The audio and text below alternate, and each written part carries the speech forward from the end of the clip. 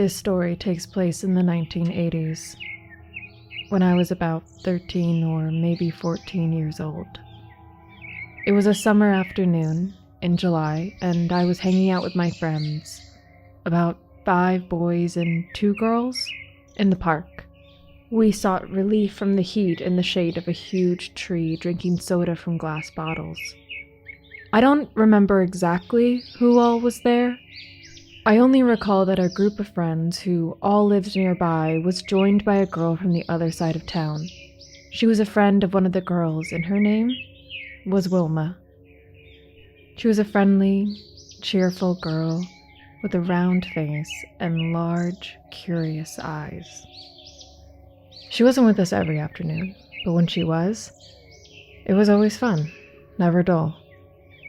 Well, this was because Wilma lived in what she described as an unusual house. And boy, was that house unusual. Actually, unusual is a huge understatement. Wilma told us that at first sight, she lived in an ordinary row house, but there seemed to be something going on with the place. It seemed as if the house made its own decisions, led its own life, paying no mind to the inhabitants and their thoughts and feelings. I know that sounds crazy, but let me tell you this. Strange things, scary things happened there. For example, I remember one day Wilma arrived by bike looking pale, distraught, almost lost. She didn't say much. I asked what was wrong, and when she shared what had happened, everyone fell silent. Wilma told us that she had woken up that morning. She went downstairs for breakfast. There, in the living room, the family saw something unsettling. One of the dining chairs was upside down on the table. Her parents looked at each other, and then her mother asked, Who put the chair upside down on the table? No one answered because no one had done it. We weren't fooling around, me and my sister, because we often did. No, this time, it wasn't us. We just couldn't explain it. Nobody could. We just stood there and said nothing, but we all felt the same. This isn't right. Her parents, busy people with well-paid jobs, tried not to pay it any more attention, prepared our sandwiches, kissed us goodbye, and went to work. Wilma said, I had lessons all day, but I didn't learn anything. I just couldn't shake the thought. I only saw one thing in front of my eyes, that chair on the table, and my parents and sisters' questioning eyes. What happened here? Another day, in December, Wilma told us another strange story. They had spent the evening together watching TV with popcorn. Wilma was allowed to light the candles, 6 candles of different colors on a wooden tray. When it was time to go to bed, her father turned off the heating and checked whether the doors were locked. Her mother blew out the candles. The next day, when they woke up, the family saw downstairs that one candle was still burning. A black one. Wilma said that her mother seemed to be searching for words. That can't be, she said. That would never happen to me. I'm absolutely sure that I blew out all the candles. Wilma had lit them. She had seen that the black candle was almost burnt out and had hardly any wax left. If someone had forgotten to blow out the candle, it would certainly have burnt out somewhere in the middle of the night. The candle would have gone out on its own.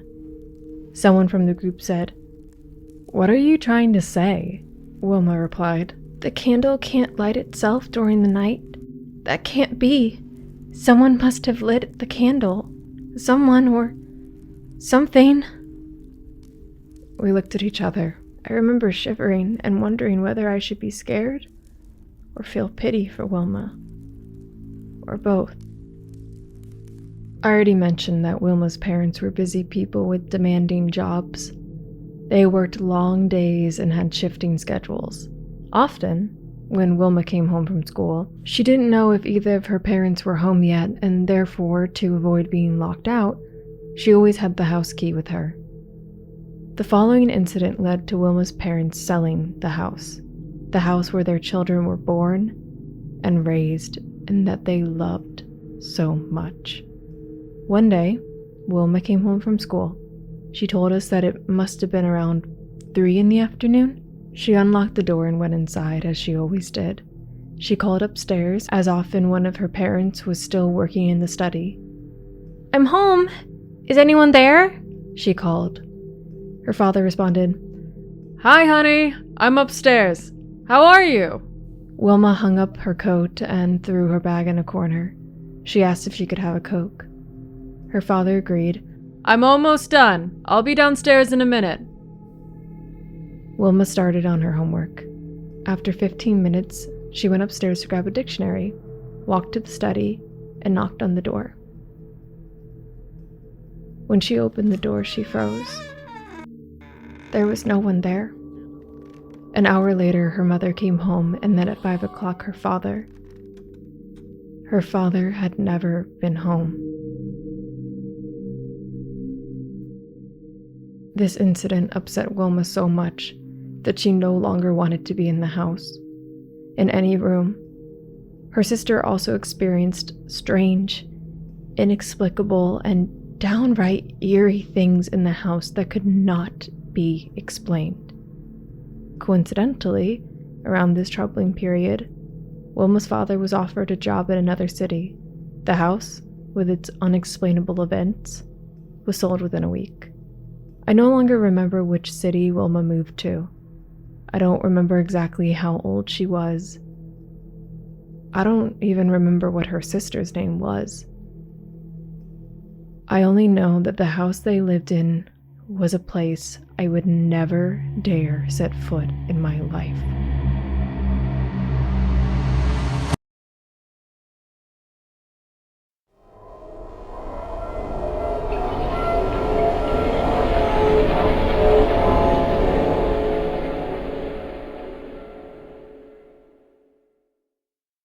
They were worms, or rather maggots. I had Googled it later, after everything was over. Maggots, or actually larvae, the first life stage of the organism after the animal has emerged from the egg, and which differs from the adult stage where reproduction occurs. It was a summer evening. The sun had spared no one today, and the July warmth still lingered in the garden and around the house. I was home alone. Mark had gone into town to a cultural festival with Sebastian, or with David, I can't quite remember. It's time I faced the fact that that particular evening didn't just rob me of my future, but also a significant part of my short-term memory. Retrograde amnesia, my psychiatrist calls it. After dinner, paella with 2 glasses of Malbec, I lounged in the garden, lethargic with a book by Coelho. When dusk fell, around 11 I think, I moved with my book to the living room. At the stroke of midnight, I woke up startled. I felt groggy, as if I had drunk more than 2 glasses and got ready to go to bed. It was only then that I saw them, when I went to close the curtains, although they must have been there much longer. Maggots.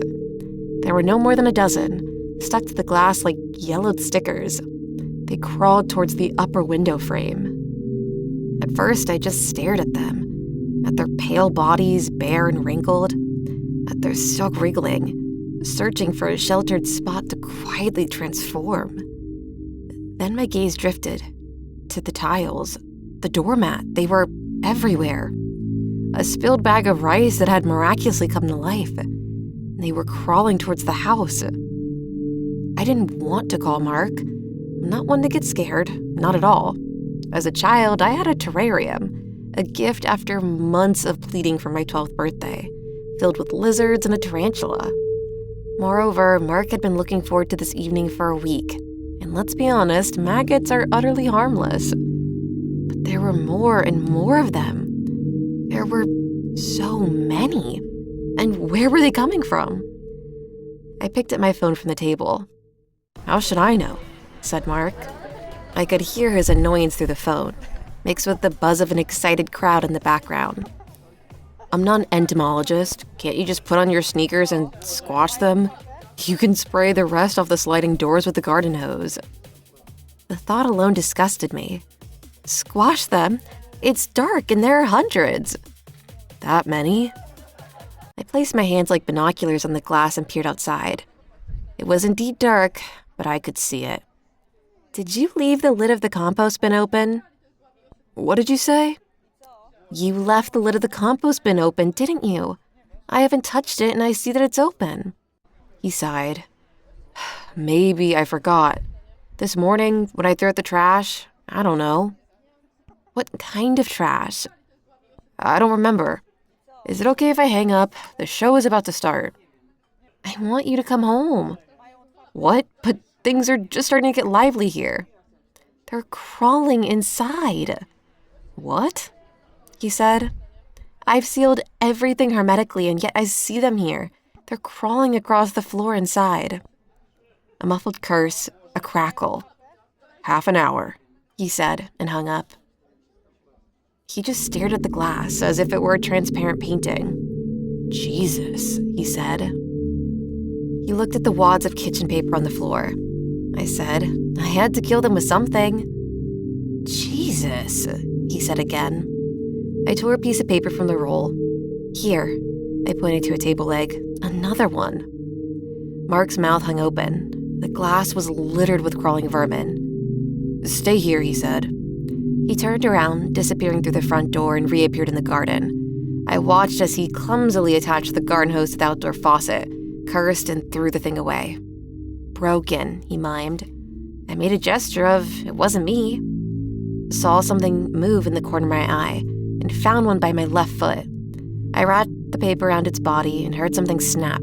Felt something snap. The sliding doors were sealed tight. Where on earth were they coming from?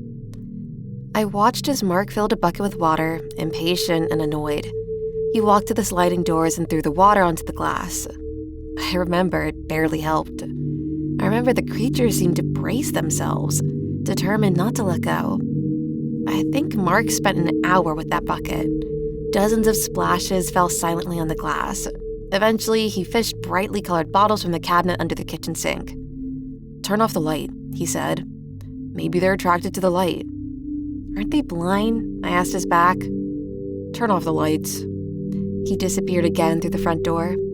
With the light from my phone, I saw him sprinkle the contents of a vinegar bottle over the sliding doors. His grin looked eerie in the square light. That'll teach them, he said through the glass. That'll teach them. It must have been late when we decided to go to bed. In our underwear, for the last time, with the light from our iPhones, we'd searched the connection of the sliding doors with the floor, like overzealous pest controllers. I found 2 more, killed them, stuffed a gap full of kitchen paper. Mark found nothing. It's okay now, he yawned. He pointed outside. There were only a few more left. It's okay. I nodded. Sorry, I said, for calling you. He kissed me. This was an emergency, honey. Although he smiled, his voice sounded joyless. We went upstairs, brushed our teeth in silence, and crawled into bed. I just lay there, staring at the ceiling, listening to Mark's regular breathing. I would have preferred to stay awake until morning, to hear the fluttering of wings from behind the bedroom curtains, the birds feasting on the last remaining tormentors. But sleep overcame me. I slept lightly, dreamed of seafood crawling out of my paella, and finally woke up, startled. Something was crawling over my arm. I let out a scream and brushed it off. Had I really felt it, or was I dreaming? My heart pounded behind my ribs. I turned on my nightlight, squinted my eyes, and searched my duvet. Then the floor, the nightstand, under the nightstand. Nothing. Like a child afraid of monsters, I looked under the bed, ran my hand over the cheap Persian carpet. Nothing. Would it have made a difference if I had woken up earlier? If I had looked at Mark first instead of my duvet and the floor? It drives me crazy, this question, every day again, because I want to believe It would have made a difference. Perhaps then I would have noticed them, on his face, in his hair, and on his neck, writhing, jostling each other for so much food. Perhaps I could have saved him if he had still been alive. I seemed to have screamed. At least the neighbors later claimed to have heard my voice. Hollow shrieks in the middle of the night. I don't remember anymore. I slapped the maggots from his cheeks, his forehead, his neck. His nose was already gone, a bare bone protruding. His eye sockets were filled with their satisfied bodies. They crawled out of his mouth and ears, out of holes in his face that shouldn't have been there. I remember again. Sometimes I have a good day, and I can remember things. It was David with whom Mark had gone to the festival.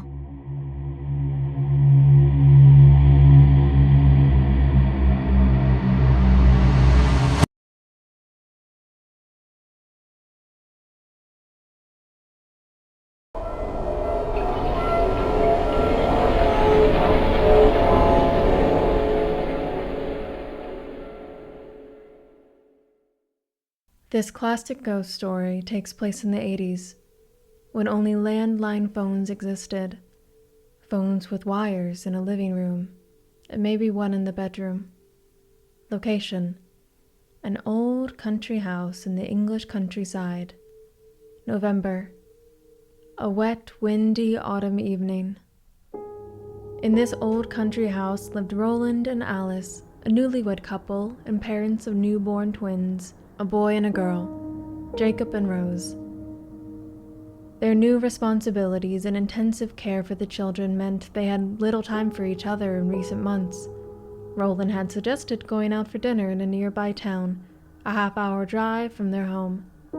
Their home, or rather estate, was on the edge of a forest, remote, with only a few houses and farms in the area. At exactly 7 p.m., the doorbell rang. Roland opened it and saw his niece, Amy, huddled in her collar. She was wearing a bright yellow raincoat. "That doesn't seem to have helped much." "It's just water," said Amy. She was 15. She wasn't made of sugar. In the living room, her aunt spoke in a whisper. "They just fell asleep. They won't wake up for a while." She pointed to the refrigerator. "Take whatever you want, Amy. You know your way around the kitchen. Thank you so much for babysitting." Amy could use the distraction. Tom had unexpectedly broken up with her last week, and she missed him terribly. Babysitting her niece and nephew meant at least one less evening of staring listlessly out the window, crying at leafless trees. "You look lovely, Auntie," she said, and she meant it. "Wait, and what about me?" said Roland. Alice pinched him. She hugged Amy. "We won't be back later than 11. There's chips and popcorn and emergency pizza in the freezer." Amy waved them off. She had trouble closing the door. The wind howled and drove the rain into the hallway. There she stood, in the middle of the enormous, rustic living room, with deer antlers on the walls, a bear's head, and rusty swords and daggers. The floor was covered with dark carpets. A chandelier hung from the ceiling, and a red carpet runner on the stairs. Upstairs, on the first floor, the children slept. The only sound was the ticking of the clock. She fantasized about how it would have been if she were here with Tom, but she shook the image away. He had been very clear. He was no longer in love. She knew it wouldn't work out, and that she had to accept it. Amy poured some cola and turned on the TV. She crawled under a blanket and flicked through the channels. She stopped at a movie where a murderer had inexplicably managed to escape from a high-security prison. Not bad. Half an hour later, just as the detective explained the escape, suddenly, the phone rang. A loud and cold ring next to the couch on a side table.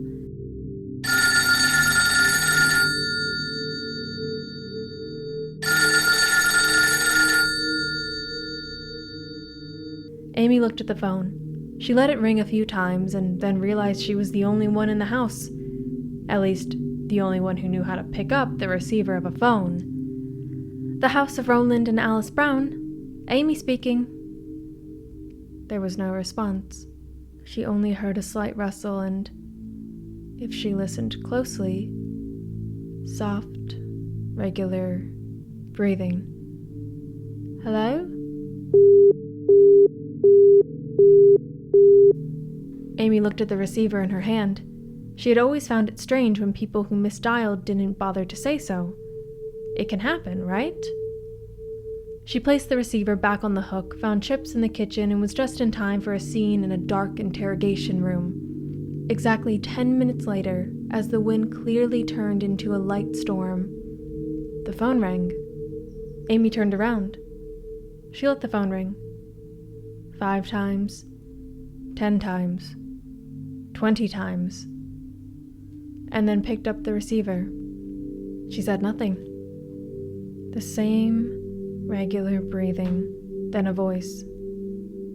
A man's voice said, "Check the children."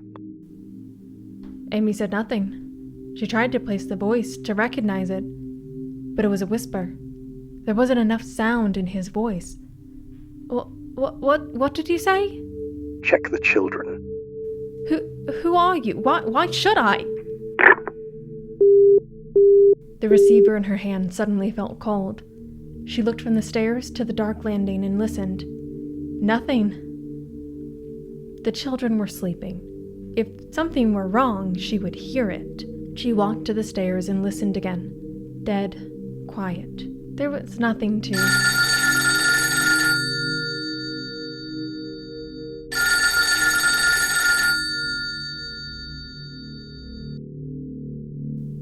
Amy rubbed her arms. Who was this? Why was he calling her?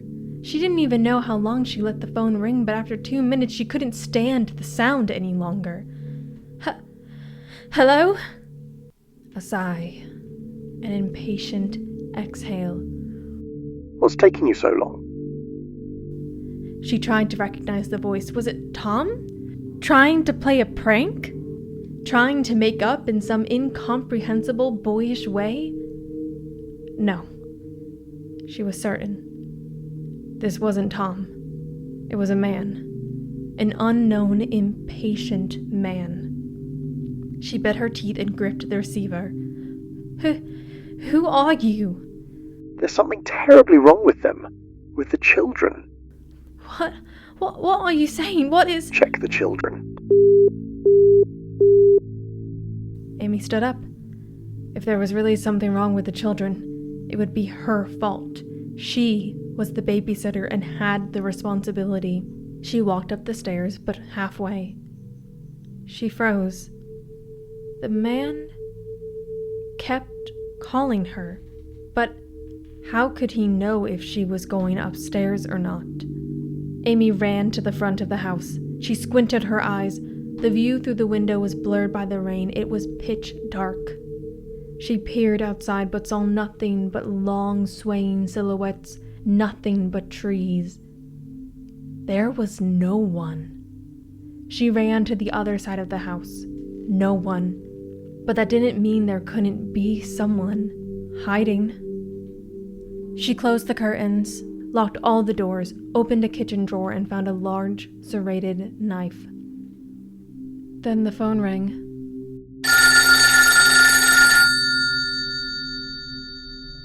Amy picked up. "Go upstairs, girl. Go upstairs to check the children, and I'll stop bothering you." She slammed the receiver down and looked at the clock. Not even 9:30. It could be another 2 hours before her uncle and aunt would be home. What restaurant were they going to? Had they said? She didn't know. Thinking had suddenly become incredibly difficult, as if her head was filled with sand.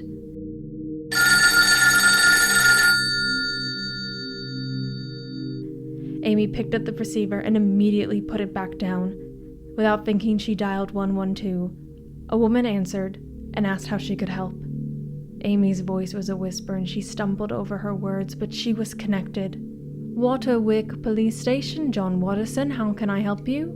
Amy babbled about her uncle and aunt, the twins, the phone calls. She couldn't imagine that the officer had understood anything from her torrent of words, but the man calmed her. Easy, easy, your name is Amy?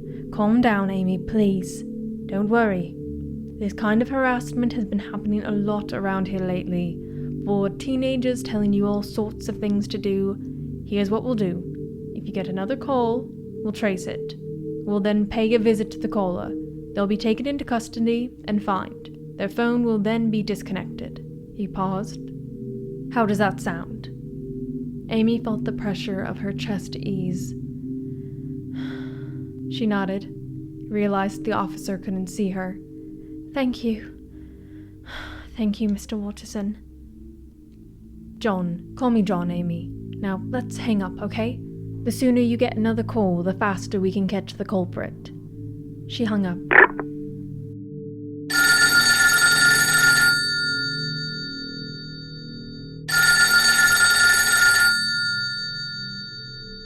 Amy brought the receiver to her ear. The voice sounded untiring, as if a tape was being played, as if you could play this game all night long, until morning came and all the horrors hid from the sun for another day. This is your last chance, girl. Go upstairs and check the children. She hung up. She crawled to the window and moved the curtain slightly aside. She frowned and blinked her eyes.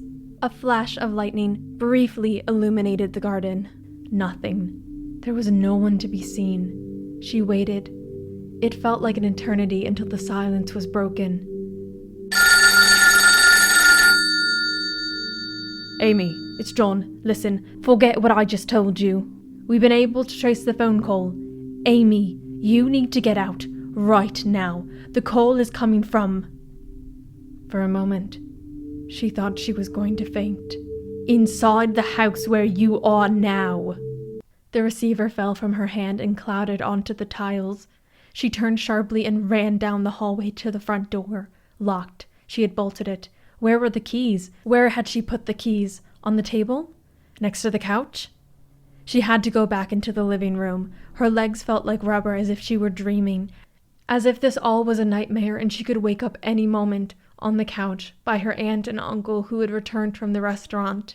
The keys were not on the table. Where were they? Then she saw the knife. It lay under the curtains by the window, with a keychain next to it. She grabbed them both from the floor and ran back down the hallway to the door. Which key was it? There were 7. How many doors were in this house? Another flash of lightning. A white flash raced over the house. Her hands trembled. The third key didn't fit either, or did it? Yes! With a jerk, Amy turned the lock to the right and pulled the door open. It was pouring. The wind lashed at her face as she ran into the garden, past the conifers and hazel bushes. She followed the gravel path that led to the forest where the pine trees stood close together. Thunder in the distance and another flash. Involuntarily, she looked back and saw what she hadn't seen all evening and couldn't have suspected. A light glow in the children's room. Very faint, but very clear. There was someone in the children's room. Or had been there. The ground had turned to mud, and when a branch whipped against her head, she slipped and hit her head on a rock in the ground. The rain pelted her face, keeping her conscious. A cutting pain slid from her lower leg to her hip. Had she broken something? She tried to stand, but her body wouldn't cooperate. Then she heard a voice. It was more a scream, a voice she had heard before. Oh, Jesus. Amy! She had to stand, get out of here. The deeper she went into the forest, the harder it would be to find her. Amy! A beam of light flashed through the trees, a flashlight. No, not one, several. She pressed her hands to her temples. Amy, is that you?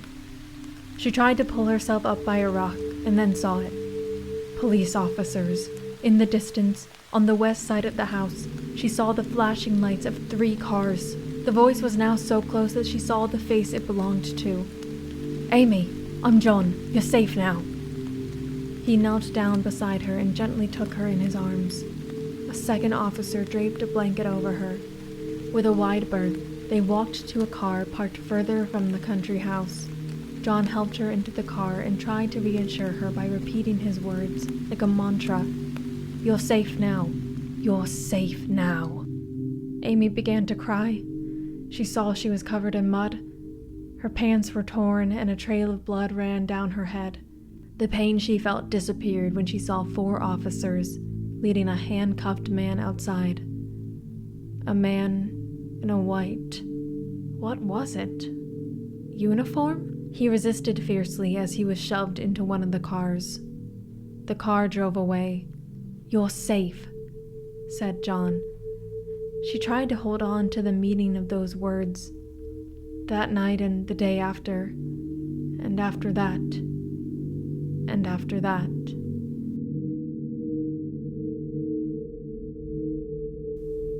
It was in the newspaper the next day. A deranged patient had escaped from a secure psychiatric facility in a nearby small town. The man had discovered the estate and found his way to the roof via the drain pipe. By forcing a window, he had gained access to the children's room. He had sat there for a while in a rocking chair, contemplating killing the children, suffocating them. Or worse, he could think of 100 things to do to the children, but he knew there would be no resistance and that it would give little satisfaction. He had then listened to the voices in his head. They always had his best interests at heart. He had picked up the phone and called downstairs. He couldn't wait to use the sharp stones he had found in the forest, to do what the voices commanded him, to sacrifice the girl who was downstairs. "You're safe," John had said. Amy's psychiatrists often have to remind her of the officer's words. She has to repeat them often when she has another panic attack. When, for example, she hears an old-fashioned phone ring. "You're safe," the officer had said. To be very honest, Amy doesn't believe that at all.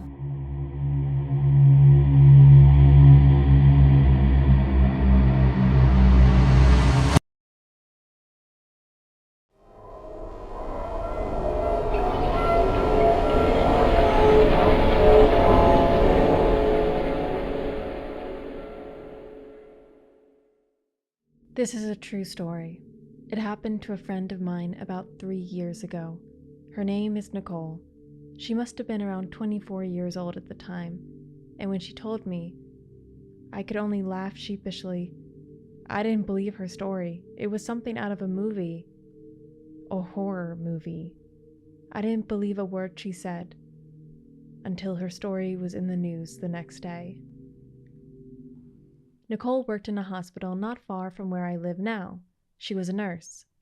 Since she didn't have a relationship and no children, she didn't mind working many evenings and night shifts. So it often happened that she drove home in her small Volvo during the late dark hours. This cold winter evening was no exception. It had been freezing for weeks and the roads were extremely slippery. It was December 19th, close to midnight, when Nicole left the hospital. She had worked a double shift and was tired. She got into her car, turned on the heater, and drove off the parking lot onto the road. The warmth in her car made her sleepy, so to stay awake, she turned on the radio. A local newsreader was solemnly informing that there had been a lot of salting going on and that people should drive slowly. Nicole didn't need to be told that. She had to work extra shifts because there had been so many accidents.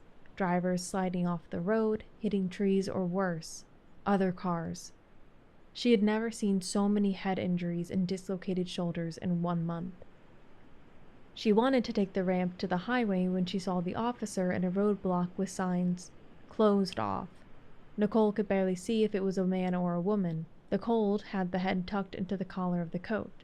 The officer pointed to a sign with arrows behind her, a detour. Nicole sighed. Her shoulders felt heavy. She wanted to go home, to a cup of tea and a warm bed. She turned off the main road and followed the signs. She didn't know this road well. She had taken it once or twice on a sultry summer day when the heat invited a long, leisurely drive. It was a deserted road with few turnoffs, few trees, few houses. The road ran parallel to the highway but curved slightly to the west, so a little later the highway lights could no longer illuminate her. There was no lighting here. Nicole turned on her high beams and kept both hands on the steering wheel.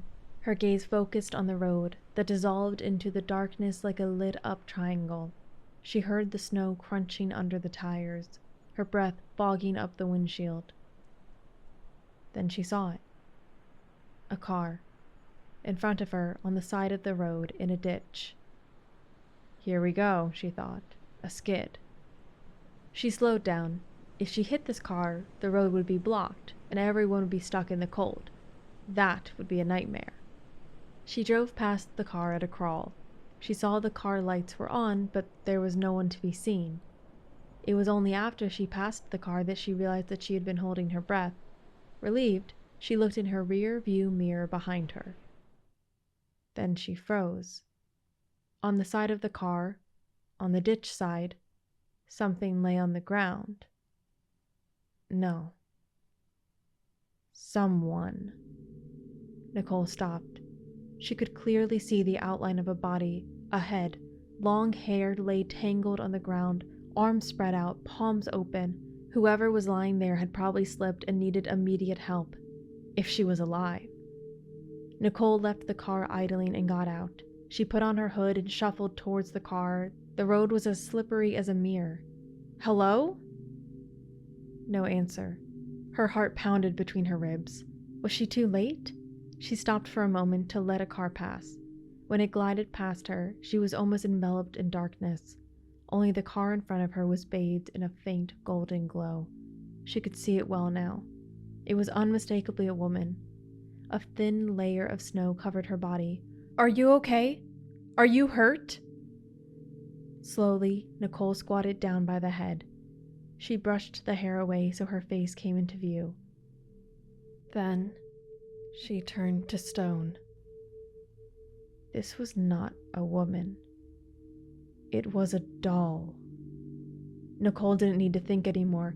Everything happened automatically and very, very fast. She jumped back, turned around, and ran back to the two taillights that were her car.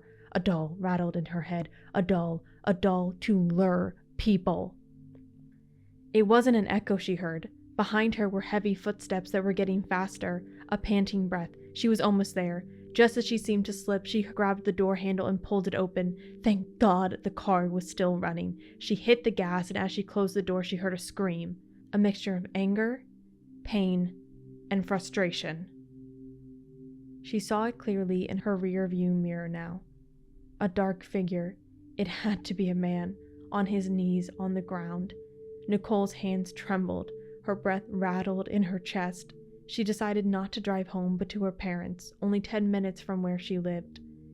After she'd rang the doorbell, she fell into her father's arms. Only after 15 minutes, after the adrenaline had worn off, could she tell her story. Her mother fell silent, her hand over her mouth. Her father went outside and opened the driver's door. He took his flashlight and shone it in the car. There he saw them. Next to the driver's seat, there were four bloody fingertips. Nicole's father called the police, who arrived. It was clear. Without instant medical care, this man would not fare well. The police immediately issued a report. All hospitals within a 30-mile radius were alerted and manned with officers. When that yielded nothing, the police became suspicious. The 30 miles were extended to 300 miles. In an insignificant town, in a modest hospital with only a few departments and 100 beds, a man reported to the emergency room precisely at 5:15 a.m. He looked deathly pale. His entire arm was covered in blood.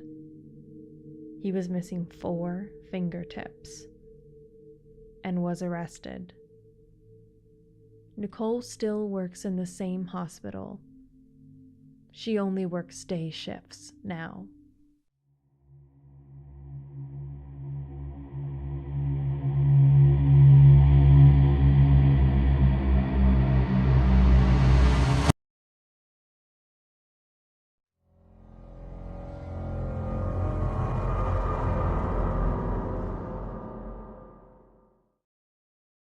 When Frank Miller's friend, Marcus, passed away, he could hardly have suspected that he would soon be in contact with him once again. They had met at university. Both were studying to become notaries, a path that Frank successfully completed. Marcus, however, became a writer of thrillers and was, to be honest, quite an odd character. He had a fascination with occult matters, was interested in anything related to the supernatural, and wrote several bestsellers about it. He had often pestered Frankie Boy, as his friend called him, with semi-scientific research on the afterlife, the spirit world, and Frank had always listened patiently, because that's what friends do. When it became clear that Marcus's cancer was untreatable, he asked Frank for a favor. Frank agreed. What else could he do? But the request was, to put it mildly, strange. And now, with Marcus having passed away last week at the age of 52, sitting across from Frank in his office was Jessica Van Zanten, Marcus's niece. She appeared no older than 25 and had none of the kind, soft gaze that had so defined Marcus. She seemed tired, chewing gum in a way that reminded Frank of a cow. He immediately disliked her. "I must tell you that I've been dreading this conversation, Miss Van Zanten. Your uncle was a dear friend of mine, and to discuss his will with you is, to be honest, difficult." Jessica's face didn't flinch, as if she were wearing a mask.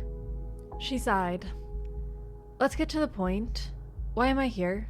I can't imagine my underachieving uncle left me anything." "Why?" Frank asked. She didn't beat around the bush. "Because I thought he was a terrible man, a creep with his superstitions and stories about ghosts and goblins. And I made it clear to him. I hated him." She spoke the word hated as if she were burning her fingers on something. "Aha," Frank said, and a silence fell. "Then I have a surprise for you today." He pulled the cloth off of a tray that had been sitting on the desk the entire time and leaned back. What is this?" Frank nodded. "I understand you have questions. I must also admit that in my long career, I have never seen such a will, but it is Marcus's final wish." "What is this?" she repeated. "These are 2 small, custom-made puppets with your likeness and that of your uncle." The puppets, no larger than a puppet theater doll, and indeed bearing a creepy resemblance to Jessica and Marcus, stared with their dead bead eyes at the ceiling. "Is this what he leaves me?" Without waiting for an answer, she stood up and made as if to leave the office. $2.7 million. Jessica stopped. Then she turned around. The disgust in her eyes was replaced by unashamed interest. "You will inherit $2.7 million if you do what I instruct you. If you follow the conditions in Marcus Van Zanten's will." She sat down again, squinting her eyes into slits, and for a moment, she looked like a weasel. A money-hungry weasel. "What do I have to do?" "The only thing you have to do is donate 5 parts of your body, which you must then willingly insert into the puppet." She frowned. "That puppet, I assume?" She pointed to the puppet with the lipstick and dark hair. "No," Frank said. "The other one." "What?" she said. "What is this? Some ridiculous voodoo?" "Your uncle made it clear that if you refuse to comply with the conditions, his entire fortune will be donated to the local library." He saw Jessica grit her teeth. Then she said, "What parts?" "First, a lock of hair, the length of your hand." He opened a drawer, pulled out a small box, and opened the lid. He took out a pair of scissors. "You've got to be kidding me." "The second thing required is your saliva. A tablespoon, please. The third item is 2 fingernails from both of your index fingers." He watched as Jessica shook her head, placing a hand over her eyes, but she didn't interrupt him. "The fourth part, your skin." "My skin? How do you expect me to—" Frank took out 3 small but sharp knives from the box. Pick one, please. A few flakes of skin will suffice. Lastly, your blood. Again, a tablespoon. You may use the knife. He saw her start to smile, a grin that split her face in two, making her look ugly, and for a moment, he could imagine how much Marcus must have hated her. The silence that followed was long and awkward. Finally, Jessica said, "Fine, it's disgusting and absurd, but I'll do it. I have a right to that money." She took the scissors and cut off a lock of her hair. Then she spat into the spoon and clipped her nails, bright red, and laid them next to the puppet. Finally, she took a deep breath and sliced off the tip of her thumb with the knife. It started bleeding immediately. Frank handed her a bandage. "Skin and blood," she said. "Is that enough?" "Without a doubt," Frank said, and slid the puppet towards her. "If you would be so kind." Jessica noticed that the back of the puppet had an opening. She shoved the hair inside, then the nails and her thumb. The blood and her saliva colored the puppet pink. "There you go, Uncle Marcus," she said, as though he were alive in the room. Her smile was now a grin. "I've completed your bizarre little task. Where do I sign?" "Excellent, Miss Van Zenten," Frank Miller said. "One moment, I'll put these puppets aside and fetch the necessary documents." He took the tray with the puppets and stood up. "Wait," said Jessica. "Wait a minute, what's in the other one? The one that looks like me?" Now it was Frank's turn to grin. He left the room, walked down a hall to a small room with nothing but a thick book on a desk and a few candles. He locked the door, lit the candles, and opened the book. Then he placed his hands on the puppets and prayed with all his heart that he was saying the words correctly, that he could fulfill the final part of Marcus's request and speak the incantation his friend had often mentioned when he was still healthy and writing his books. When Frank returned half an hour later, his cheeks were bright red. He was breathing unevenly and had sweat stains under his arms. When he sat back at his desk, his breath caught. Jessica Van Zenten was still sitting in front of him, but there was something strange about her. Her eyes looked different, softer, kinder. She pointed to the pen in his breast pocket. "Shall I sign then?" Frank hesitated.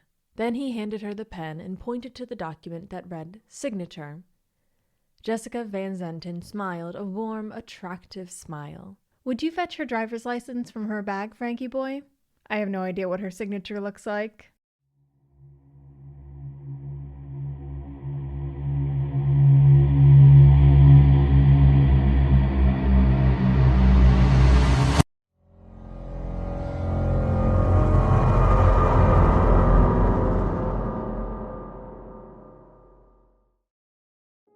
Susie had just turned 15 when she was asked to babysit for the Camerons. It would be the first and last time she ever stepped foot in their house. It was her friend Kelly who called her that afternoon with an emergency. "I was supposed to babysit tonight, but Ben just asked me out. Ben Connor!" "I know who Ben Connor is and that you've been in love with him your whole life," Susie sighed. "And you know I'm your best friend." "So you'll do it?" Kelly sounded almost hysterical, as though Ben hadn't just asked her out, but proposed to her. "The Camerons, you said? How many troublemakers do they have there?" "One," Kelly said. "Ashley, a sweet 9-year-old. "Only if I can be your bridesmaid at your wedding." "Bridesmaid and maid of honor," Kelly said, and gave Susie the address. Just before 8:30, Susie rang the doorbell at a detached house with a red roof and a wide porch. The Camerons had only been living there for 6 months and were grateful that Susie could step in for Kelly. They didn't have another babysitter. "We'll be back by 11:30 at the latest," said Linda, an attractive woman in her middle years. Her husband, Jack, gave Susie his number. You can always call us, but you'll probably have an easy night. That little monster has been asleep for almost an hour now. Don't forget, you've got unlimited access to the fridge. Susie let them out and locked the door. She listened at the bottom of the stairs, heard nothing, then walked to the kitchen and poured herself a drink. It was exactly 9 p.m. when the movie started, a romantic comedy she had missed at the theaters, when Susie jumped. A sound. Behind her. Susie spun around. She was sure she had heard something. Light, quick footsteps as though someone was trying to hide. Ashley? She stood up and walked out of the living room, peered into the hallway, and saw a small figure, poorly hidden behind a cabinet. She smiled and spoke aloud, exaggeratedly. Huh, I thought I saw Ashley there for a moment, but I must have been mistaken. Ashley's upstairs sleeping. Giggles. Impossible, she said as she walked towards the cabinet. Ashley can't be here. Then the little boy jumped out, waving his arms. Boo! Susie jumped back, clutching her chest. My God, who are you? The boy wore bright yellow pajamas with red stars. On his head was something resembling a teapot cozy with horns on either side, like a devil's horns. Who are you? Susie, Susie said. I'm your babysitter. Your parents will be home in a couple of hours. She crossed her arms theatrically. Aren't you supposed to be in bed? In dreamland? I can't sleep, he said, pouting. Mendax wants to play. When Mendax wants to play, no one can sleep. At 15, Susie had babysat enough not to be fazed by imaginary friends. In fact, she had had a couple of her own. One was a talking unicorn and another was Surrey Swordling, a pirate princess. She decided to play along. What does Mendax want to play? A wide grin appeared beneath his dark eyes. Find and scare? I don't know that one. The grin grew wider. It's really simple. We have to find each other without being seen. If you find the other person and scare them, make them scream, you win. Susie crouched down so she was at eye level with the boy. 10 minutes. After that, bedtime. Real bedtime. She stretched out her hand. Deal? His eyes looked at her hand. Mendax is good at scaring. He's the best. All right, she said, eager to get the game over with as soon as possible. But no upstairs. Only down here. His eyes grew wide. 20 seconds to hide, then we start looking. Susie looked around. The ground floor was huge. When she entered, she had seen a study room besides the kitchen. Okay, are you ready to... She turned around, but the boy had vanished. All right, she said again.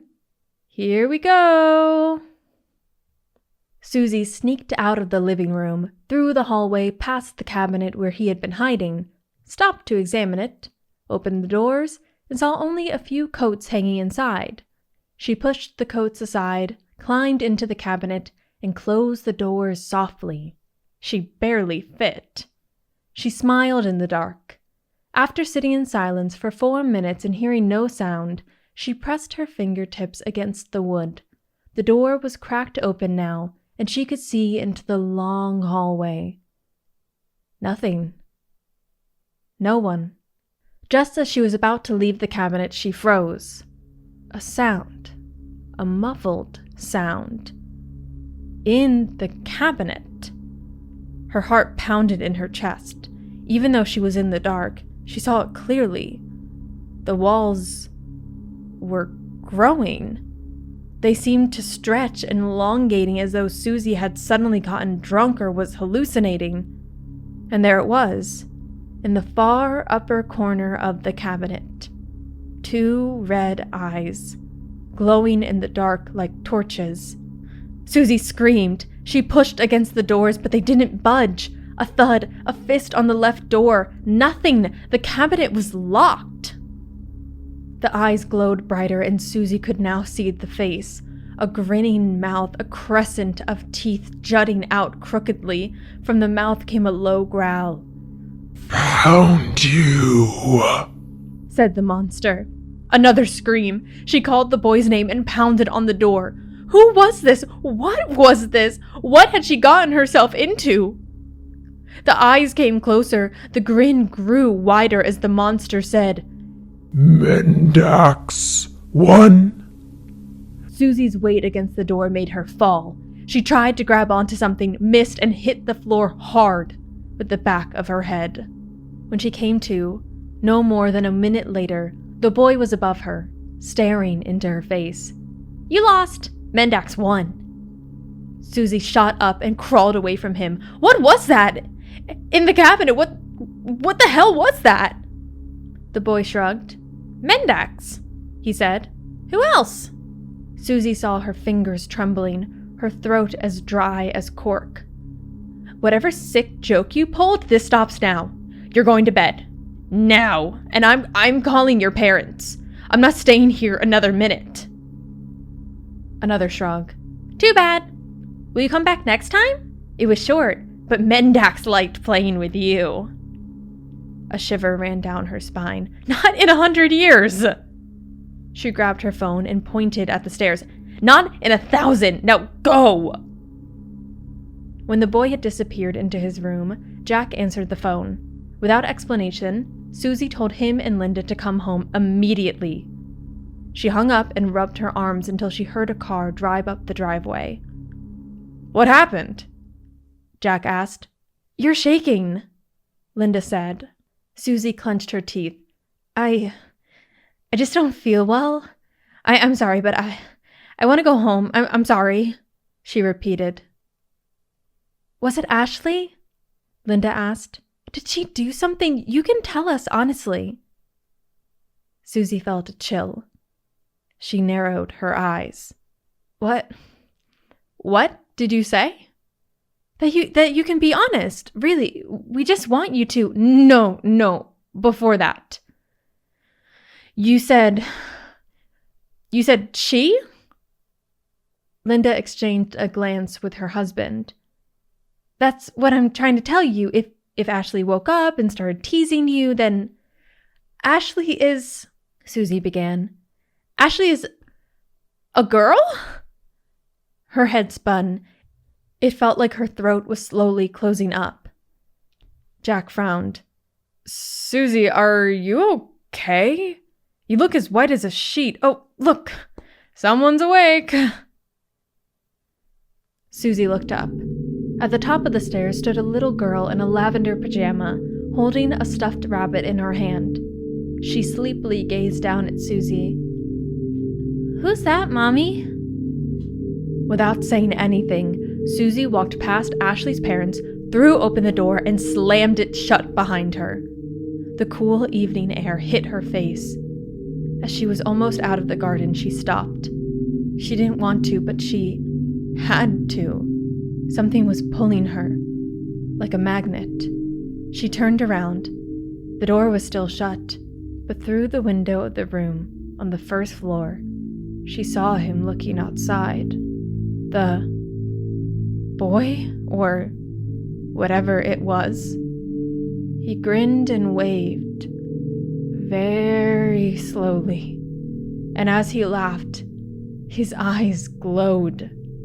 Bright red eyes, red like torches.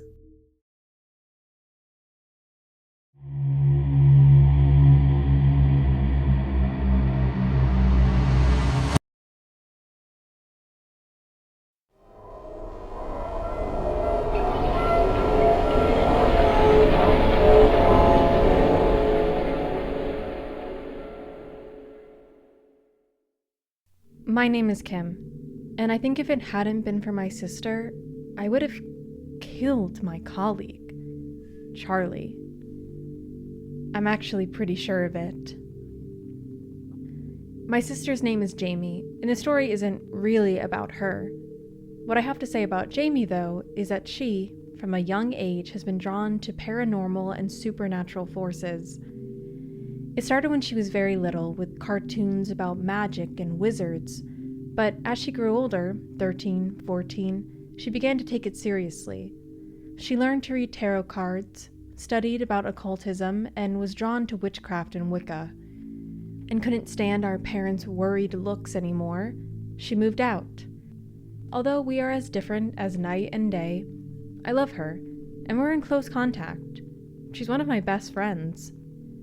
I don't really know where she is right now, only that she's found her way in spiritism and alchemy and got a pretty cool job that fulfills her needs. Good for her. I'll come back to her later. I was always the popular one out of the two of us, good at studying and good at sports. I think I've always looked nice. I don't want to say that I'm overly beautiful, but I look well kept and I wear colorful, modern clothes. I have many friends and a sweetheart of a boyfriend. Now that I think about it, I think I have such a big social life because I just love people. Being alone is just boring. I am genuinely curious about others and want to bring life to the party. Hard to do that alone. That's why no one was surprised when I got a part-time job at Victoria's Choice, a boutique in town where I dealt with people all day. A little gem, beautiful, tasteful designer clothes from Milan, satin and silk dresses and skirts, lace lingerie, and a small selection of heels and boots. I had been in love with the store since forever.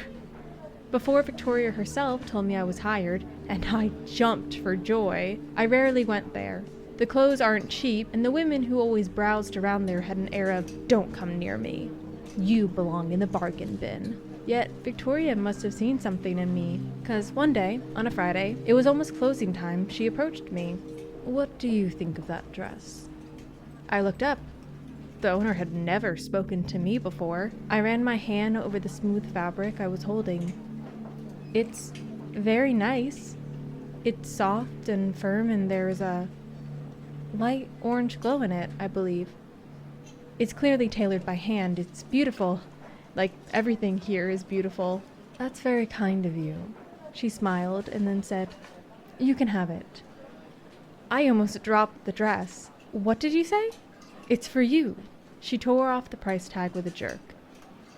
"I think it'll suit you well. Try it on." It fit perfectly. "But madam, I can't accept this." She left a full, generous laugh. "Call me Vic." And then, conspiratorially, "But you'll have to do something for it." Oh, I said. "Come work for me." "What? Do you have experience?" It was pointless to lie. "Not a minute." Honesty. I like that. "No problem. I'll teach you how to sell. You're beautiful and friendly. You have something soft. And there's a very positive energy around you. I think you'll be an asset to my store." If only my boyfriend would say things like that to me. Now, I'm gonna say something that were Victoria's words. I'm a natural at selling clothes. I perfectly sense what drives people to the store. Bargain hunters, 2-minute scanners, big spenders. I can just tell by their walk, their way of looking, and how they sift through the clothes. One day, after 6 months or so, we had developed our own little sign language, so we could signal what kind of customer we had on our hands when the doorbell rang and someone entered the store. I clicked with the customers. With every customer, you might think. Yes, I mean it. All of them. I had the best job in the world, together with Vic. And yes, I'm speaking in the past tense. The place was doing so well that Victoria wanted to open up a second store on the other side of town. You can imagine that was a huge hassle. The rent, the setup, the clothing line, staff. She was busy with it, day and night. Victoria was almost never in the store, but I couldn't handle the rush, especially on weekends alone. A second saleswoman was hired. Charlie. She was a brunette, large eyes, tall, intimidatingly attractive. She was terrible. Charlie was the opposite of the professional, authentic, and sweet Victoria, bossy, lazy, surly, and downright offensive if she had slept poorly. And worse, she was almost 3 years younger than me. It started small, unfriendly remarks she would make in passing as she walked by me with a stack of skirts. "I'll keep these away from you. You wouldn't fit into them anyway." I didn't really know what to do with her. At first, I shrugged it off, but the more I ignored her teasing, the more I began to doubt myself. Was I indeed too fat? Did my face really look like I'd been dunked in a flour bin? Was my taste indeed one-sided and a bit common? I wanted to talk to Victoria about it, but she was rarely there, and when she was, never more than an hour. I never found the right moment to express my feelings. It went from bad to worse. One day, Charlie no longer called me by my first name, but she'd come up with a nickname for me. Fubsy. I couldn't believe it. 25 years old, and a nickname like that. When I confronted her about her lack of decency and professionalism, she rolled her eyes and retorted that I was far too serious and couldn't take a joke. After Charlie had been working in the store for quite some time, the so-called joke had turned into grotesque drama. Charlie gossiped about me to customers. When she counted the cash register after closing, there was always a shortage, and she blamed me. One day, a heel broke off of a shoe, and she blamed me. It didn't stop. Every day, it got worse. I felt mentally and physically exhausted. That was not strange. I ate almost nothing. I barely slept. My mother asked me what the hell was going on. My boyfriend complained that on my days off I only wanted to lie in bed. My best friend Kate hardly recognized me anymore. "You're a shadow of who you once were. Quit that job. Find something else." But I couldn't stop. I didn't want to stop. That would mean Charlie had won, and that was the last thing I wanted. I had to show defiance, but how? I had never needed to before. I was always the one that made bullies back down.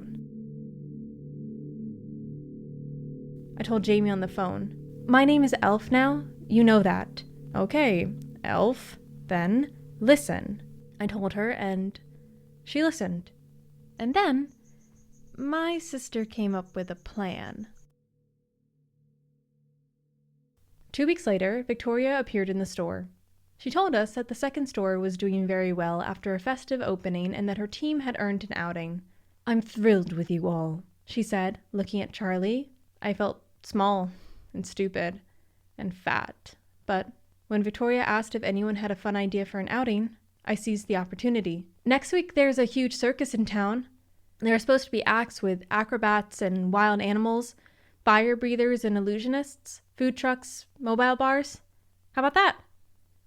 Charlie sighed loudly, but Victoria was enthusiastic. "When do you ever see a circus anymore? Amazing. Kim, next Friday?" There were 4 of us. Victoria, Charlie, me, and Angie, the other girl who worked in the second store. It was a warm and dry day, but it was even warmer inside the huge tent. But the show with elephants and lions was amazing. We wandered around, each with a cotton candy, like kids. Vic ordered ginger beer from a stall and then pointed to a black tent with stars. There was a sign next to it. "A fortune teller. Hilarious. We have to go in." Our boss led the way, and soon we were sitting in darkness on a small rug. In front of us sat a young woman in a purple robe that lit a candle. Stars were tattooed on her fingers. She must have seen me looking at them when she said, "I can read the stars, like stories in a book." "Uh-huh," said Charlie, pointing at an orb on her small table. "And you can predict the future with that, I suppose?" "Actually, yes. Today you may choose. What will it be? Your future predicted, or a wish?" We played along and cheered, but Charlie looked grim. "Just one wish? Shouldn't there be 3? "Who does not honor the little?" said the fortune teller. Vic, Angie, and I chose to have our futures told, which, oddly enough, all three were crammed with wealth, handsome men, and glorious careers. But Charlie chose a wish. "Certainly," said the woman. I looked at Charlie, at her light-skinned complexion and dark hair that always shone, even when the sun didn't shine on it, at her perfect skin and graceful fingers. I sometimes wondered if the reason she belittled me so much had to do with the fact that Charlie might be very insecure herself. Perhaps she looked so much in the store mirrors because she doubted her appearance, not because she admired herself. When she spoke, I was sure of it. It was the first. "I wish," she said, "I wish that my beauty will last forever." There was a silence. I saw how Angie held back her laughter. It was not strange. She expressed the wish so exaggeratedly, so seriously, as if she really believed she would never age another day. The fortune teller threw bones into a bowl, curled her fingers, and spoke a few unintelligible words. Then something strange happened. It seemed as if the tent came off the ground, just briefly and very lightly, as if it were lifted. No one seemed to notice, but I felt it. Something had changed. I just couldn't put my finger on it. Victoria treated us to the tastiest street food I had eaten in years. Flatbread with shawarma and cold beer, and then the crowd thinned out. I thanked her and hugged her as I said goodbye to Angie and Charlie. Angie waved. Charlie said nothing. The next day, Saturday, all the three of us were supposed to work, but Charlie was not there. "Sick," said Vic. "At least I think. I haven't gotten a hold of her yet." "Didn't she call in sick then?" "No, she just didn't show up." "Weird," I said. And I meant it. "Probably the shawarma," she said. But it wasn't, because Monday and the days after, Charlie was not at work. Victoria rang her doorbell, but no one answered. She hesitated, but then called the police, who forced the door and conducted a house search. Nothing. Charlie was not at home. But what was even stranger, all her stuff was still there. Her phone with missed calls and her keys. Her car was parked in front of her house, a bike in the backyard, a full closet of clothes, food in the fridge. Victoria had no idea why Charlie had not shown up, and now she knew even less. The police initiated an investigation, but it yielded nothing. No blood traces or signs of a break-in. Nothing. Charlie had vanished from the earth. A few days later, a day before the circus was set to break up and move on, Angie walked in around opening time. "Hey, you." "Hey, Kim, how are you? You look good. Cheerful." "Thanks. That's how I feel." "We're working together today. Vic is running the other side with the new one." I smiled. Angie was okay. Very okay. "You know what? After we unpack those new mannequins, we'll do coffee and catch up. It's still quiet." Angie cut the large cardboard boxes into strips with a small knife, and I removed the thin wrapping paper from the mannequins. Together, we carried the ladies, there were 4, to the display window. Angie whistled. "These are much nicer than those old ones. Look at that hair. Very lifelike. Beautiful." I nodded, positioned an arm in a pose, and froze. "What's wrong?" She looked from me to the mannequin, to the head of the mannequin. "Oh my God," she said. I could say nothing. The face of the mannequin was indeed lifelike.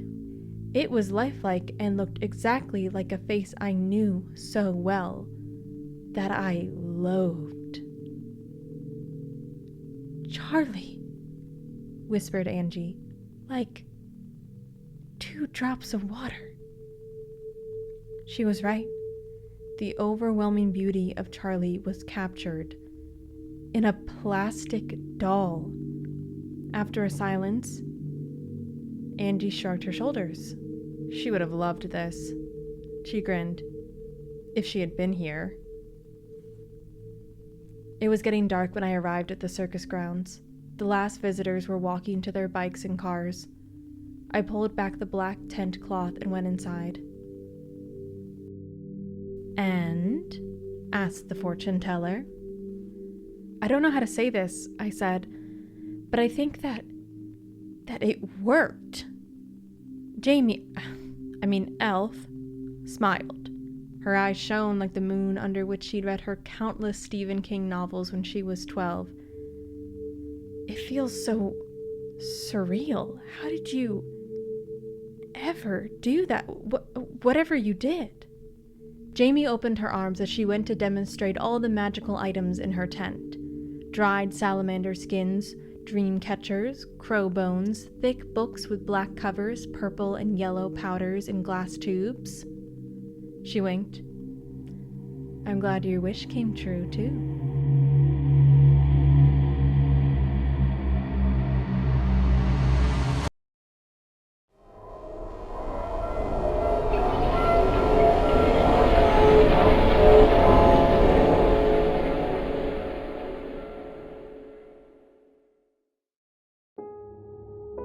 A serial killer who was likely hiding in the woods where you planned to go camping with your 2 girlfriends?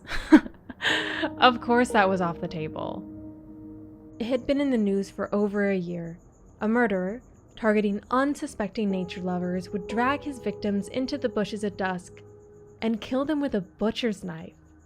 They were found unrecognizable, and by they, I mean 7 victims. 7 random hikers and campers over a little more than a year. He wasted no time, this Wickerson Woods killer, as the media had called him for the past 3 months. I was especially annoyed that my long-planned camping adventure was canceled. When I turned 16, my parents finally allowed it after much nagging. 3 days and 2 nights in the dark forest of Wickerson, tent, backpack, flashlight, sleeping bag, with 2 friends. Jennifer, who lived next door and I've known all my life, and my best friend Anna. We were a tight-knit trio, not just because we were classmates and had known each other for years, but because we complemented each other and were so alike. We loved the forest, where we had played every day from a young age, building forts and climbing trees after school. We liked the same boys, loved the same music, and collectively despised injustice. Waking up early, and people who fret over small, insignificant problems. Not being able to camp, that was a real problem for these 3 adventurers. But on the night of July 3rd to 4th, something happened that shocked our little town. The local police arrested a suspicious man near the woods, only 5 miles from our house around midnight. He was dressed in black and carried a backpack. Inside the bag, the police found a rope, zip ties, and 2 knives. Stephen Leonard Denver, a middle-aged, unemployed, slightly confused man, was taken to the station and confessed immediately. Denver was the Wickerson's Woods killer.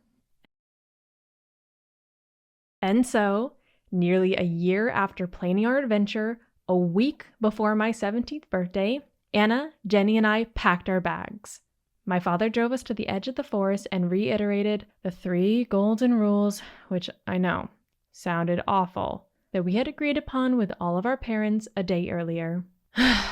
Phones always on, always reachable. Do not deviate from our pre-arranged route. Return to the starting point at exactly noon after 3 days. That starting point was where the dam held back the Crimson River and where I hugged and said goodbye to my dad. As he drove us away, I high-fived the girls. "The forest is ours," Jen said. "Patience is a virtue," my brother always said. For once, he's right. "Do we have all the agreed-upon stuff?" Anna pulled a bottle of strong liquor out of her backpack. "Check." I had smuggled in a bottle of Sambuca, and Jen something that looked like a berry liqueur. "Do we have anything to mix it with?" I asked. Jen said, "You can mix it with water from a stream. I'm going to enjoy myself tonight." We laughed. We left the dam behind us and followed the path winding into the forest. We knew the area up to the caves like the back of our hands. Beyond that, the forest became denser and darker, and we had to pay close attention to the signs. After walking for about 3 hours, the signs became fewer. It was time to pull out the map. Anna was our best map reader. She loved compasses in combination with mud-stained clothes. She preferred to get lost to end up somewhere she had never been before. That's adventure, she always said. Instead of Anna, sometimes I called her Indiana. Get it? Now Anna was silent. She looked on her map to the sun, which barely rose above the trees, and back to her map. 30 degrees east, she said. When Anna spoke, you did as she said. Headed to the mine, are we? I was startled. Behind me stood a woman, smiling, 1 foot on a tree stump. Sorry, what did you say? Oh, if you turn east, you'll come up at an abandoned mine. That's where I'm also heading. It's the best place to spend the night. Her smile widened. I'm Linda. She looked approvingly at our gear, our waterproof hiking boots and the sweat on our foreheads. You could be my daughters. She had long red hair and couldn't have been much older than my mother. On her head was a pair of sunglasses with a bright yellow strap. Sleeping in a mine is too easy, I boasted. We'd rather sleep under the starry sky. That's an adventure, said Indiana. Linda gave us a thumbs up. Who am I to interfere? The weather might change tonight, but you probably already knew that. Have fun. She winked, turned around, and disappeared.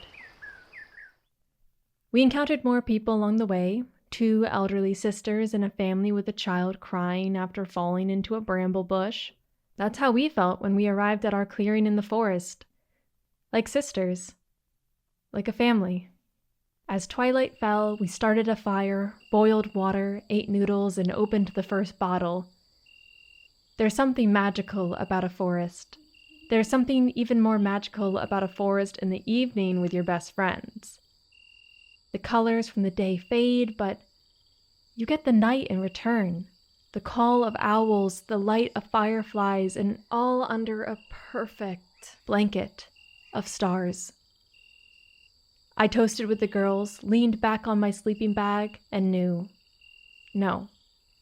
felt, with all the certainty in the world, that I could not be happier. I believe I crawled into our tent around midnight.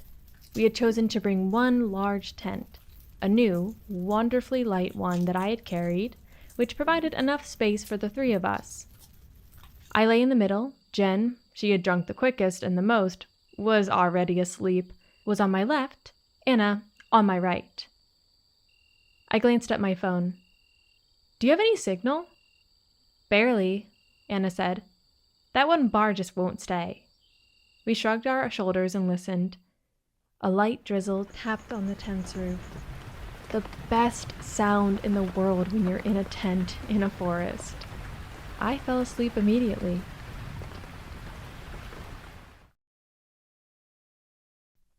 The faint sunlight waking me told me it was still early. 5 or 6 a.m. perhaps? The others were still sleeping. I slowly sat up and looked around. I felt something wet inside. Oh no, the tent had leaked. And then I saw it. The tent zipper was open. I tried to remember. Had no one closed the zipper before we went to sleep? Had I closed it? I couldn't recall. Maybe someone had crawled out of the tent to pee last night? Of course that could happen. Then I froze. The zipper was not only open, but the side flaps of the tent were also thrown out and fixed. Why would anyone want to do that in the middle of the night, sleep drunk? I saw that the large opening provided a view of the forest, and from the forest, there was a view into the inside of the tent. I tried to breathe deeply in and out. The air was fresh and damp. I noticed my heart rate accelerating. I shook Jen, but she didn't move. And then I did the same with Anna. They didn't wake up. I couldn't explain, yet tell with certainty there was something wrong. I spoke their names louder until I saw my phone light up under my pillow. 56 missed calls. 128 messages. My parents had been trying to reach me since 3:30 a.m. I scanned the latest message like a madman. I noticed my teeth clattering. I saw a link to a news report accompanied by a large red exclamation mark. Wickerson's Woods killer makes new confession. Didn't act alone. Not alone. Rattled through my head. He murdered. Not alone. I scanned the messages. My mother wrote that the forest was cordoned off. The police and my father, all our fathers, were searching for us. The signals from our phones were weak, but they gave some direction to where we might be. Some direction. I pressed 2 fingers on my phone and called my mom. The wait for the dial tone seemed eternal as I saw something on my sleeping bag. It was a piece of paper. It was folded. I reached for it, opened it, and held my breath. The paper was smeared with blood. I didn't want to read the words that were written, but the paper was folded open so I could. So I did. It said, "You were right.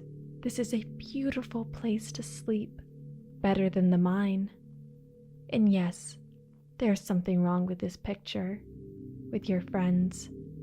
Why don't you just open one of their sleeping bags? Then, when you're done, turn over this paper." I noticed my hands were shaking. I looked outside the tent but saw nobody. What was this? Who was this? Some sick prankster? Then I looked at the girls. Slowly I turned to Jennifer, who suddenly looked awfully pale. Then I opened the zipper and saw it. How could I not have seen it? Her entire body was covered in blood. Suddenly it was hard to breathe, hard to blink, hard to... My eyes grew wider. It was Jennifer's head, lifeless, like a mask. But those weren't her clothes. That wasn't her body. The girls hadn't switched places in the middle of the night. Only their heads had been switched. I wanted to scream, but no sound left my mouth. I crammed my nails into my palms but didn't feel any pain. I felt something else. The note. I was still holding it. I turned it over. It read, "I wanted to do all 3 of you right away, like my husband would have wanted, but wouldn't want to miss that look on your face when you'd found out what I'd done." Oh God, I thought. What is that? On the paper, with my thumb and finger, I held a long, thick hair in front of my face. A red hair. No, I thought, this is not real. No, no, no. In the distance, I don't know from where, I heard faint footsteps in the wet grass. Just before the woman appeared, I read, "Thank you very much. My Stevie would have loved it. Priceless. Now, it's your turn."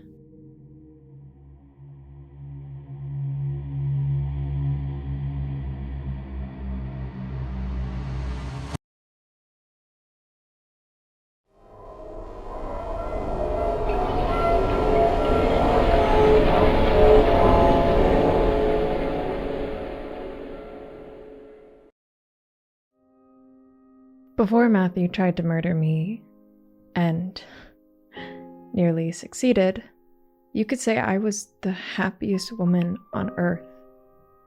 That's not just a thought. I'm saying it now, out loud. It wasn't just the irresistible physical attraction that often marks the beginning of a relationship. Matthew and I were kindred spirits, 2 souls with the same dreams and ideals, the same quirks and humor. I hate to say it, but it sounds like something out of a mediocre movie, but sometimes we finished each other's sentences as if we were twins, identical twins. Matt and I and Matt. I met him at a friend's party. I hadn't been involved with men or had any exciting dates for months, so I initially expected nothing when I saw an attractive man standing in a corner of a room, wearing black jeans and a dark shirt, sporting a stubble beard and brown, curly, shoulder-length hair. He was relaxed and animatedly talking with Kathy, the hostess. He held a beer in his hand and exuded something rugged and resolute. And yet, there was something vulnerable and sweet about him.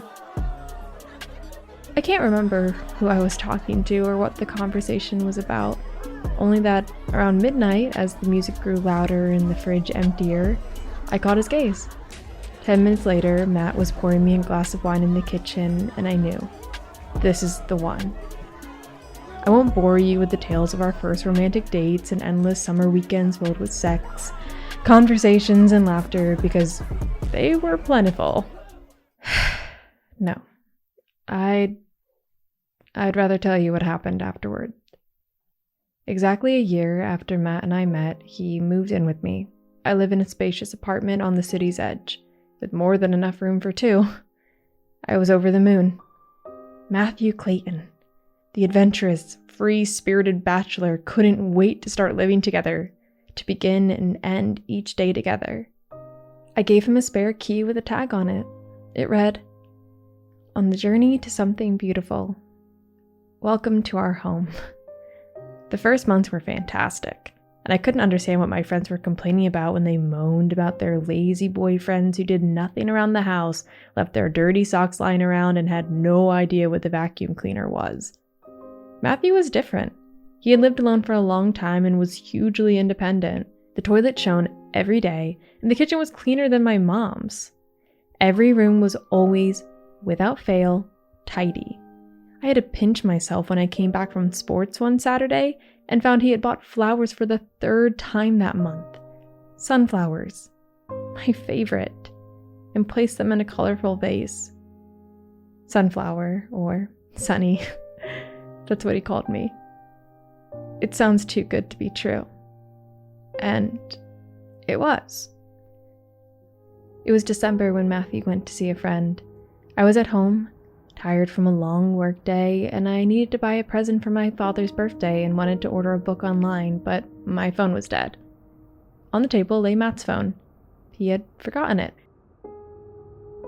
There were conversations with an ex-girlfriend he had once told me about, but had sworn he wanted nothing to do with anymore, and another new woman, Julia. She was blonde and stunningly beautiful, and from what I had read, unaware that her lover was living with me. I remember my hands trembling and a heavy feeling in my chest that wouldn't go away, like a piece of food stuck in your throat. When Matthew came home from his friends, if he had been there at all, I showed him his phone, the enlarged profile of this beautiful blonde. I said nothing. "What is that? What have you... You looked through my phone?" "Who is this?" I asked, trying hard not to let my voice break. "You looked through my phone." "Who is this woman?" I screamed. "This woman who calls you delicious and irresistible, and whom you've probably just come from?" And then, before he could answer, something scary happened. His face froze and his expression turned cold, as if something dead had crawled into his eyes. He grabbed my hair and kept repeating that I should stay away from his things. As I tried to free myself, disjointed, panicky thoughts swirled in my head. I catch him cheating, and he keeps hammering on about privacy. I screamed and yelled. His hands moved to my throat, muffling my voice. We fell to the ground, me on my back and him on top, his thumbs pressing against my throat. My hands scratched and pulled at his wrists, and all the while, that expressionless face loomed over me. It was as if he didn't care, as if this was the logical consequence of an unfortunate mistake I had made, and this This was my deserved punishment. Before I lost consciousness, I remember thinking, I had made a terrible mistake. I didn't know him at all. I was living with a man I thought I knew, but he was a stranger. He must have gotten off me because when I regained consciousness, he was sitting helplessly on the floor, his head buried in his hands. It looked like he was crying. He just sat there, rocking himself back and forth in an inexplicable mad silence. After that, Matthew Clayton stopped speaking to me. I'll spare you the lengthy legal proceedings, but he was convicted.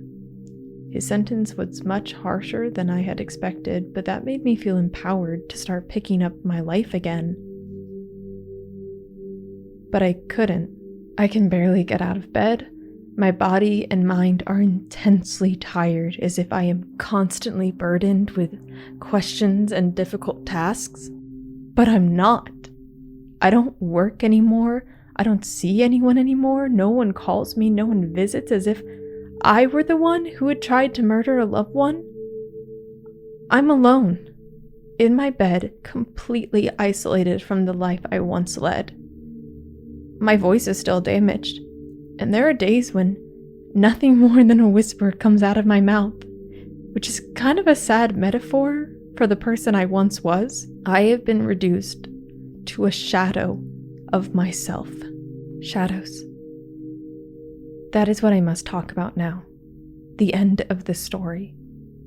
Someone once told me, I think it was Kathy, who hosted that fateful party about Murphy's Law, that bad things never come alone. I am not only confined to my house and isolated from the outside world, but since Matthew's attempts to silence me, I hear voices. At first, I thought I heard them in my head, but that is not the case. They come from the walls. I know. I understand after hearing the story that you might think that I'm insane, that it might be the neighbors I hear, but it is not. There is nothing wrong with me mentally. I hear voices in my house, and always in the evenings. They're muffled voices, as if they don't want to be heard. Sometimes I can almost understand them. I've even tried to make contact, to ask what these voices want, but I get no response, as if I'm speaking a foreign language. There are two voices, I believe. Two voices. A male and a female. And I think... Wait! Quiet!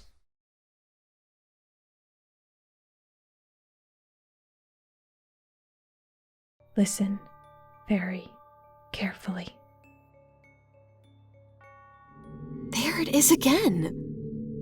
What do you mean? I heard a voice again. Did you hear it too? You must have. Honey, please. You're seeing ghosts. Hearing ghosts. I'm telling you, just like the other night, I hear a voice. A woman's voice. Very soft, like a whisper.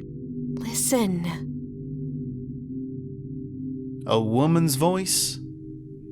Well, I think I know what it is. It must be that murdered woman killed by her boyfriend who now haunts our house as a ghost forever. I'm going to bed.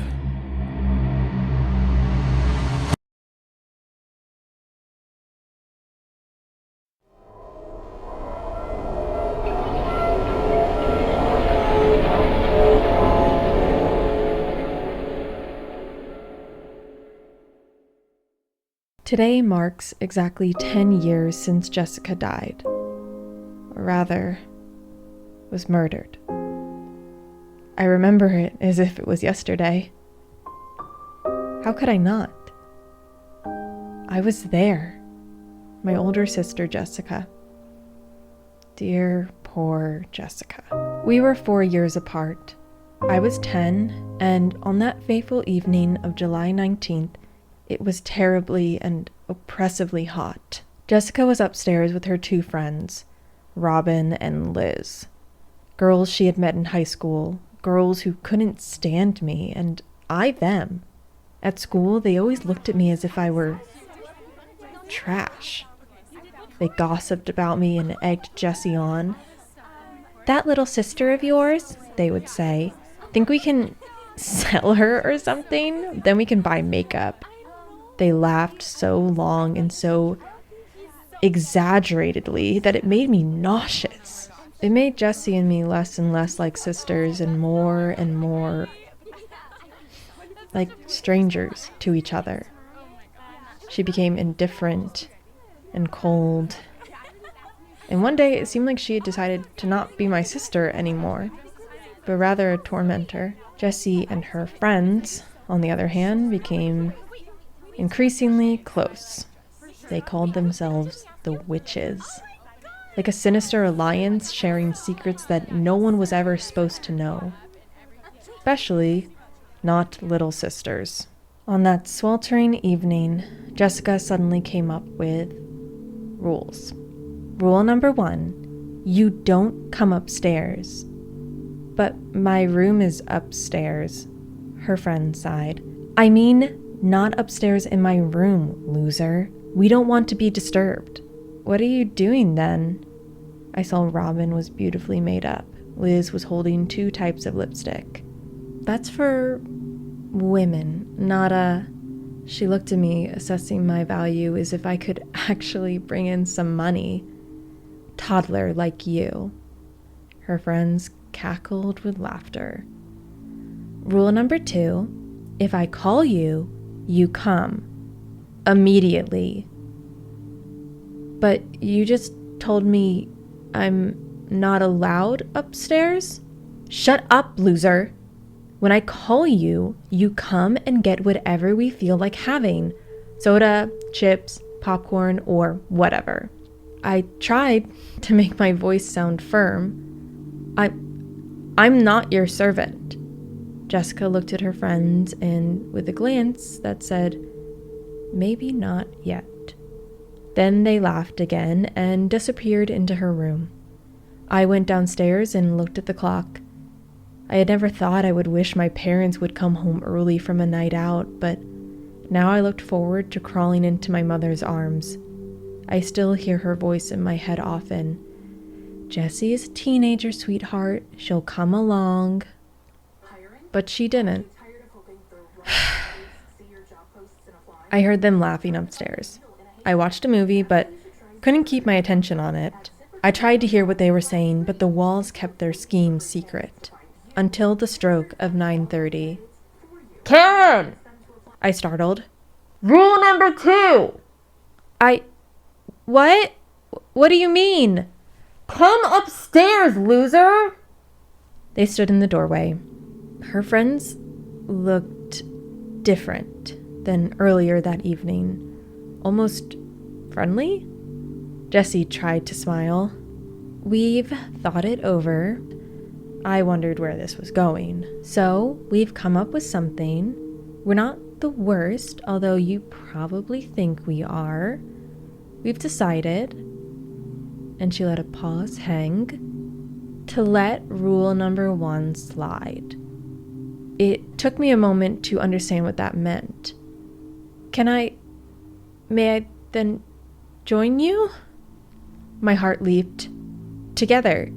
In your room?" I already imagined myself with mascara and blush and one of my sister's tops. "Hold on," said Jessie. "You have to do something for it." I frowned. I might have been 10, but I wasn't stupid. I said nothing, and I saw Liz trying to hold back her laughter. "Do you know what today is?" asked Robin. Her voice was high and sharp. I shook my head. "Do you know the date?" I thought for a moment. "July 19th? The girls clapped as if I had advanced to the next round in a game show. "It's a special day," said Liz. "It's the day our ally long ago was killed." I didn't understand. Ally? They all spoke her name at once. Sarah Good. Who is that? The girls sighed again. Long ago, Sarah Good was a witch, just like us, Jessie said. She was hanged. I looked troubled. They pulled me into my sister's room and locked the door, as if my parents were already home and shouldn't hear a thing. Liz whispered, "She bit children who then suffered attacks. Their eyes would roll back white and their bodies shook all night." "All night," Robin whispered. "When she hung there with her neck broken, something scary happened. Her face changed. It turned pale as flour," Liz said, "and her eyes bulged out. She was dead, but her lips moved. She grinned a big, devilish grin. They burned her after that, when she was still hanging. No one dared to touch her."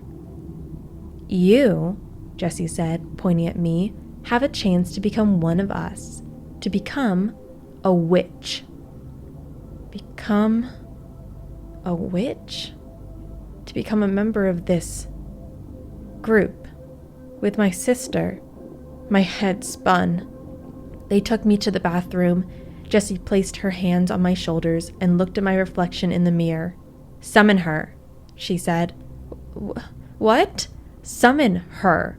Sarah Good. Prove you're as brave as a witch and summon her. Then you're one of us, and you can call yourself a witch." "Don't you know the legend?" Robin said. She looked at me as if I was indeed a toddler. "Look into the mirror, say her name 19 times, her full name. Don't blink. On the last time, place your palms on the mirror and bring your head close to the glass. And then? And then she will appear," said my sister. I think I turned pale. "But what happens then?" Liz shrugged. "Do you want to be a part of our witches club or not?" I wanted nothing more than to belong, to have friends. I considered whether this was wise, but really there was nothing to think about. I nodded. The girls cheered and slapped my shoulders as if I had already summoned Sarah Good and conversed with her. They giggled and closed the door, and I heard them running back to Jessica's room. My sister yelled, "You can do it, loser!" I remember looking into the mirror and seeing how tired I looked. I was sweating, my outer fingers trembled as I filled a glass with water and drank it down. I squeezed my eyes tight, then opened them wide. Sarah Good. Sarah Good. Sarah Good. I counted with my fingers. 4, 8, Sarah Good. 15, 17. My eyes stung. After the last time, I placed my hands on the mirror. My nose almost touched the glass, and then everything went black. Karen! Karen! Wake up! Something or someone pinched me, bringing me back to consciousness. I was lying on the bathroom floor, my sister and her friends hovering above me. Jesus, Karen, what happened? I could barely speak. I only saw the black wigs and red paint on their faces. Liz's fingers had fake nails and Robin wore a black hat with plastic cobwebs. "Are you okay?" Jessie asked. I saw in her eyes she was more worried about the punishment she would get if my father heard about the prank they wanted to play than about my health. "Did you break anything?" I got up and rubbed my forehead. It was cool. I shook my head. "Jesus," my sister said again. "Never scare me like that again, you hear? Never!" "What happened?" "You screamed," Liz said. "Like your life depended on it, like you were being murdered." I said nothing, because I remembered nothing. There was silence. Robin looked at her phone. "I'm going home," she said. "It's late." She looked at Liz. Me too, she said. She looked at me, and I was struck by her gaze. The coldness, the contempt, the indignation. Gone. And in its place seemed to be something else. Something like discomfort. Or maybe it was something else. Was it fear? I stood up and looked at my hands. They were no longer trembling. My breathing was regular. An intense calm settled over me. Silently, Jessie and I watched as her friends packed up. But you guys said you were going to stay over. And hurried home. When the door closed, Jessie sat on her bed. She took off her wig and looked at her hands in her lap to me.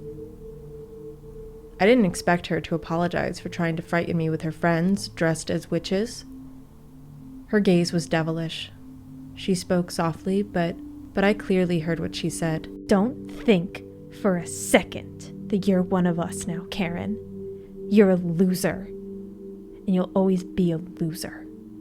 You are anything but a witch. And then I stood in front of her. When I spoke, the words seemed to flow naturally, as if they were being thought up for me, and all I had to do was open my mouth and let them out. There are going to be some changes around here, Jessica. My sister tilted her head, completely surprised.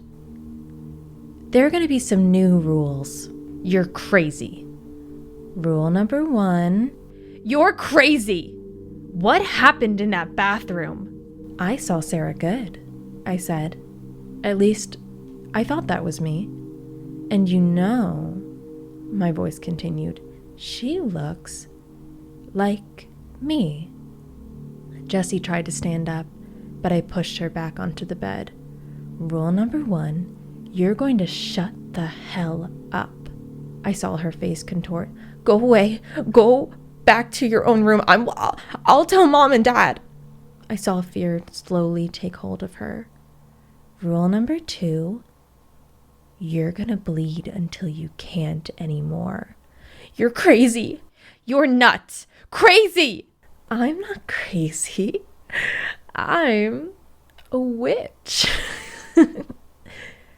I didn't even realize I was holding scissors in my hands. I raised my hand and first stabbed her in the cheek, and then in her left eye. As she screamed and fell to the ground, I sat on her. I stabbed her 3 more times, and then I cut an ear off her head. I continued like this until Mom and Dad came home. Then, there wasn't much left of her. A small red heap. Nothing compared to what they did to Sarah Good, her ally. She got what she deserved. Okay, you know the drill. You got 30 minutes. Time to catch some air. It's a new dawn, it's a new day, it's a new life for me, and